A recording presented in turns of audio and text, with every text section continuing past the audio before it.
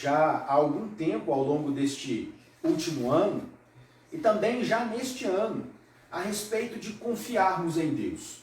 Falamos um pouco agora, considerando a letra do cântico que nós acabamos de entoar, e eu gostaria de continuar nesta ideia de confiança, de descanso.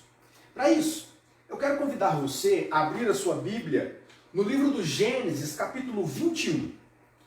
Gênesis, capítulo 21, versos 1 a 7. Livro do Gênesis, capítulo 21, versos 1 a 7, o nascimento de Isaque. Gênesis 21, versos de 1 a 7. Espero que você já tenha encontrado. E diz assim o texto da palavra do nosso Senhor. Visitou o Senhor a Sara, como lhe dissera, e o Senhor cumpriu o que lhe havia prometido. Sara concebeu e deu à luz a um filho, e Abraão, na sua velhice, no tempo determinado de Deus que lhe falara. Ao filho que lhe nasceu, que Sara deu à luz, pôs Abraão o nome de Isaque. Abraão circuncidou o seu filho Isaque quando este era de 8 dias, segundo Deus lhe havia ordenado. Tinha Abraão 100 anos, quando lhe nasceu Isaque, seu filho.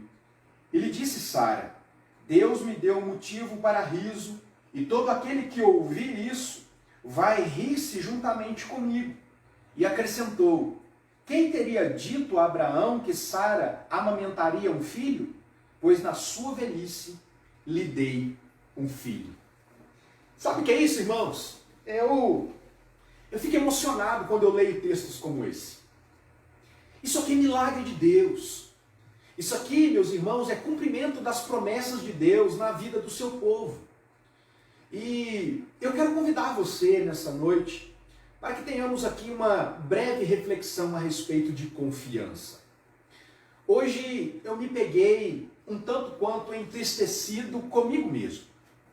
Confesso aos irmãos que eu não me contive ao perceber como eu sou incapaz de permanecer fiel a muitos dos compromissos que eu assumo comigo mesmo. Via de regra, todo começo de ano eu prometo que vou comer melhor. E eu começo muito bem. Eu começo me abstendo de coisas que eu não preciso, me exercitando, controlando a minha alimentação e assim diminuindo o meu peso, que tem como consequência a diminuição da pressão arterial e uma série de outras questões benéficas para o meu corpo. Os resultados vêm. Contudo, por causa da minha inconstância, eu acabo me vendo, depois de um tempo, exatamente como eu estava antes de ter assumido esse compromisso comigo. Mas nem foi a respeito de dieta ou de uma reeducação alimentar que me fez ficar entristecido hoje. O que me fez pensar um pouco a respeito das minhas atitudes foi o fato de ter sido cobrado pela Fernanda a respeito da quantidade de água que eu estava ingerindo e a razão de eu estar tomando tanto refrigerante. Isso parece algo muito comum nas nossas vidas, não é? A gente precisa realmente beber bastante água, evitar questões que fazem mal para a nossa saúde. É disso que eu vou falar, meu amor. O Azar está me lembrando. Cuidado, papai, que dá pedrinha. É exatamente por isso. Há pouquíssimo tempo atrás, eu estava no Natal, internado no hospital, me contorcendo de dores profundas por causa de um cálculo renal. E ali eu fui submetido ao tratamento, à cirurgia, à intervenção ali para a extração da pedra, e que me fez sofrer durante alguns dias com dores, com a recuperação da cirurgia. E eu me lembro de ter saído do hospital convicto. Eu vou tomar 3 vezes mais água do que normalmente eu estava tomando. Eu só vou tomar refrigerante em ocasiões muito específicas, quando eu estiver na casa de alguém, quem sabe aos domingos, uma vez por mês, de vez em quando. Eu não vou nem comprar isso aqui para casa para não correr o risco de ficar tomando esse tipo de coisa que faz tão mal para mim, para o meu rim. O fato é que hoje é dia 12 de janeiro e eu já comi muita pizza com refrigerante e eu tenho tomado pouquíssima água. Isso me ficou martelando na mente o como eu sou incapaz de cumprir compromissos para comigo mesmo. Isso me trouxe uma certa frustração. Por que eu estou contando esta minha experiência para os irmãos aqui nesta noite, nessa ocasião? Justamente para fazer um contraste do nosso comportamento e de como Deus ele se relaciona conosco. Perceba, e eu quero fazer um convite a você. Pense você mesmo. Quantas vezes você foi, ou quem sabe ainda é, inconstante com relação aos compromissos que você assume? Muitas vezes, alguns dos nossos compromissos ficam pelo caminho, nós nos desanimamos e por isso colhemos os frutos do nosso relaxo. Mas é interessante perceber que, em contraponto a isso, Deus é sempre cumpridor das suas promessas. Abraão já era um idoso, de 75 anos. Deus visita Abraão, faz um chamado a ele e diz: Abraão, você será pai de uma grande nação. Diz o texto sagrado que Abraão creu no Senhor. E isso lhe foi imputado para a justiça. Depois de muito tempo, a promessa de Deus ainda não havia se cumprido. Abraão tentou dar um jeitinho naquela situação. Deus não se agradou daquilo. E Abraão continuou confiando que no momento certo, na hora de Deus, a promessa de Deus para com ele e por tabela para com Sara, sua esposa, ele seria pai, mesmo que isso fosse na velhice. E agora, 25 anos depois, Isaac nasce quando Abraão já tem 100 anos de idade. Quem diria? Um homem com avançados dias ser pai de uma criança. Mas o que me chama a atenção no texto que nós lemos é exatamente aquilo que está descrito aqui no verso 1. Visitou o Senhor a Sara, como lhe dissera. Deus sempre cumpre a sua promessa.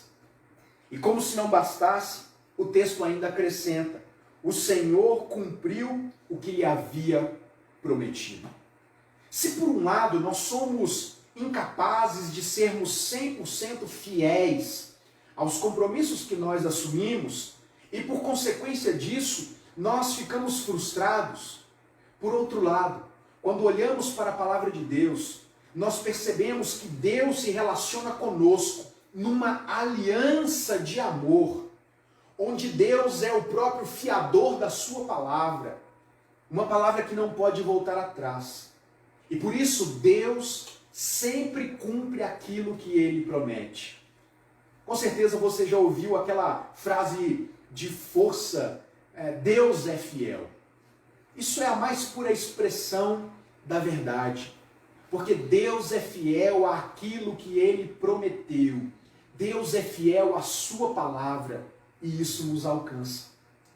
Meus irmãos, nós temos vivido dias difíceis, de demora, de espera. Temos orado já há quase um ano por uma intervenção de Deus para que as coisas voltem ao normal, para que a pandemia cesse, para que a vacina apareça, para que sejamos imunizados, para que nós possamos voltar a trabalhar a pleno vapor, produzir, continuar fazendo a obra de Deus, pelo menos da forma que nós gostaríamos ou estávamos acostumados. Mas é interessante perceber como ao longo deste quase um ano, nós oscilamos na nossa intensidade de oração. E muito disso é fruto da confusão que muitas vezes nós fazemos. Às vezes, por sermos inconstantes, nós julgamos que Deus tem demorado em nos atender. Mas isso não é verdade.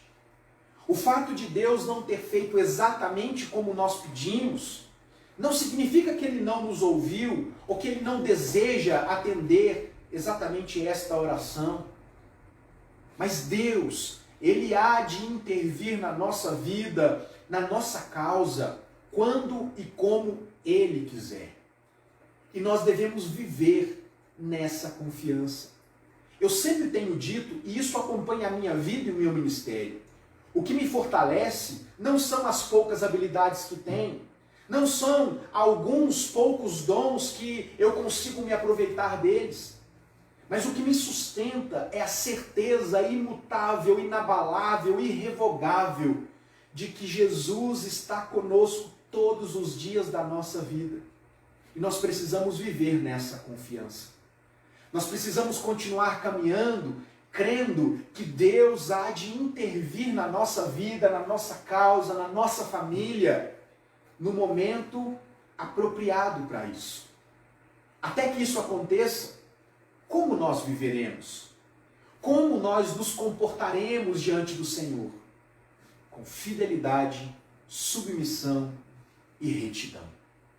Nós precisamos buscar em Deus todos os dias, sermos fiéis a Ele, sermos submissos a Ele todos os dias, crendo que no momento certo Ele há de nos abençoar com uma solução para todas estas questões. Talvez você tenha andado frustrado porque parece que a bênção tem demorado demais. Pense nisso. Embora nós possamos ser inconstantes, embora nós possamos chegar atrasados em muitos dos nossos compromissos, esta não é uma realidade que se aplica a Deus. Deus, ele sempre chega na hora certa. Na verdade, chega nem é um termo adequado para isso. Deus intervém sempre na hora exata. Eu me lembro aqui, meus irmãos, e eu encerro com este último exemplo, do evento onde Jesus foi chamado para socorrer 3 de seus amigos chegados, Marta, Maria e Lázaro. A informação que Jesus recebeu é que seu amigo Lázaro estava muito doente. Contudo, embora o estado de Lázaro fosse grave, diz-nos o texto que Jesus ainda demorou um pouco até chegar ali. Ele inclusive fez milagres durante a caminhada. E quando ele chegou ali na casa dos seus amigos, ele foi recebido com a notícia de que o seu amigo Lázaro havia morrido. E é interessante perceber que uma das suas irmãs chegou e disse: mestre, se o Senhor tivesse aqui, o nosso irmão não teria morrido. É interessante perceber que nas palavras daquela mulher, a impressão que temos é que na cabeça dela, Jesus teria chegado atrasado. E Jesus então, sabendo de todas as coisas, disse para ela: ele não morreu, ele há de ressurgir. E ela disse: nós sabemos que nós haveremos de ressurgir no último dia. E ele então continua, vai até o sepulcro, intervém numa realidade que para o homem era impossível e chama aquele que estava morto à vida, dizendo: Lázaro, vem para fora. Senhor, já faz tempo que ele morreu, ele já cheira mal. Não existem limitações para a ação de Deus na nossa vida. Meus irmãos, Deus pode todas as coisas. Continue orando, continue colocando diante de Deus. Hoje recebi uma mensagem do pastor Ademir, relatando ali alguns pedidos de oração para a congregação que ele dirige ali no Parque dos Pássaros. E eu fiquei imaginando, Deus tem poder para fazer todas essas coisas.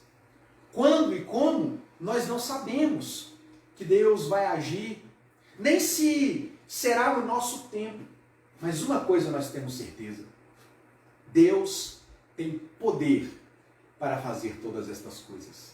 A nós nos cabe sermos fiéis e submissos, confiantes em Deus, de que no momento certo nós seremos agraciados com a bênção da intervenção de Deus. Eu quero orar nesse momento com você e por você, mais uma vez, pedindo que Deus fortaleça o nosso coração, para que Deus nos anime, que nos encha de confiança, e assim possamos caminhar, crendo que Deus tem nos abençoado e irá prover uma solução definitiva para esta questão, no tempo dele, do jeito dele. Vamos orar? Deus querido, nós te agradecemos porque o Senhor é fiel. Obrigado, Deus, porque o Senhor é todo poderoso e o Senhor nos ama.